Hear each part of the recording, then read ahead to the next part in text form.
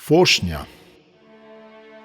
Nga dashuria e pafund që ndjente për të birin. Ende i vogël vetëm 3 muajsh. Bekimi e mbante në duar me një kujdes që ngjante me përkushtimin e një njeriu që mbante një copës qielli, e përqafonte her pas here.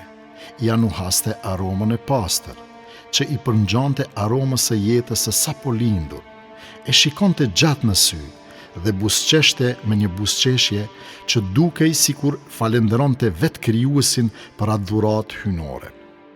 Në ato qaste, zemra e tij rrite ndryshe me ritmin e falenderimit, të mrekullisë dhe të adhurimit.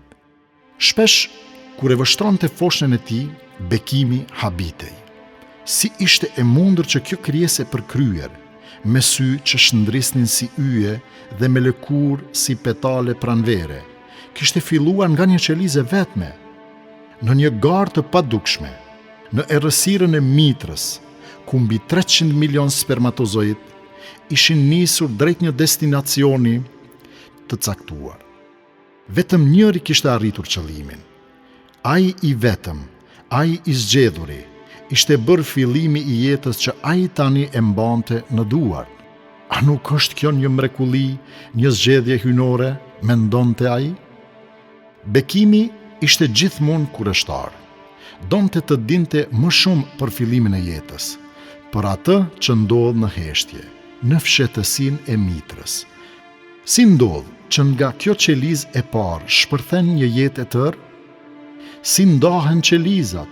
Si formohen sytë, veshët, duart, zemra? Kush i urdhëron ato qelizat të ndahen në harmoni, në rend, në përsosmëri? Qeliza vet nuk posedon mendje, nuk ka vullnet, nuk di rrugën. E megjithatë, ajo vepron sikur të ishte udhëzuar nga një dorë e padukshme, sikur dikush i flet, e drejton, e mëson si të bëhet njeri. Nuk ka dyshim, mendonte Bekimi me zemër që i dridhej. Këto nuk janë lojra të rastësisë. Kjo është dora e Zotit, që vepron në heshtje, pa u dukur, por duke shpallur madhështinë e tij në çdo qelizë, në çdo frymarrje, në çdo rrahje zemre. Ai e tërhoqi foshnjën afër vetes dhe e puthi në faqet e njoma si petale. Në atë qast, gruaja e tij hyri në dhomë dhe e mori të voglin për t'i dhënë gji. Bekimi vështroi me sy të mbushur me emocion, u mahnit përsëri. Si ka mundësi që një foshnjë, sapo lind, e ditë të thith gjirin e nënës? Kush e mësoi? Kush i adhuroi këtë aftësi instiktive, këtë dijeni që s'është e fituar, por e dhuruar? Dhe mendja e tij vazhdoi. Po si kur foshnja të linte me dhëmb, a do të mund të ushehej në mënyrë të sigurt nga nëna? Sa i përkryer është çdo detaj, sa e matur është çdo hollësi.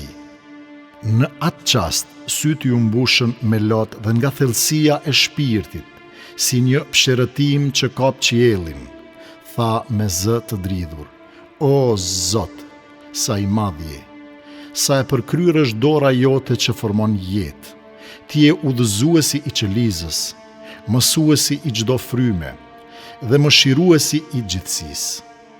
Dhe e ndjeu jo vetëm mendjen, por me shpirt, se besimi nuk ishte më vetëm një ide, por një përjetim i gjallë që frymonte bashkë me të birin e tij.